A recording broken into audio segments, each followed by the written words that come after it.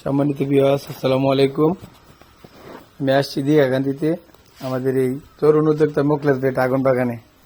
আর এখন আমি বাগানে না, ওই অবশ্যই ওনার জেনে ড্রাগন বাছাই করা ওই জায়গায় আছি। ওনার একটা গুদাম ঘর, এটাতে ড্রাগন বাছাই করে কোয়ালিটি ফুল বা ড্রাগনগুলি আলাদা আলাদা করা হয়। আমরা এখন মোখলেস ভাইয়ের কাছ থেকে শুনবো উনি কত বছর ধরে ড্রাগন চাষ করে, আর ড্রাগন চাষ করে কি লাভবান হয়েছে কি না, এগুলি আমরা শুনতে চাইবো। মোখলেস ভাই, 1 মিনিট। ভাই, আপনি কত বছর ধরে ড্রাগন চাষ করেন? আরে, আপনি নিজে উত্তর দেন। 5 বছর। আচ্ছা, কথা এখন কি আপনি কি সফল? সফল তো অবশ্যই। যাই হোক, 5 বছর ধরে আমার এই মোখলেস ভাই ড্রাগন চাষ করে। উনি একজন সফল ব্যবসায়ী, সফল উদ্যোক্তা হিসেবে পরিচিত চন্দ্রানী দিঘাকান্দির মাটিতে।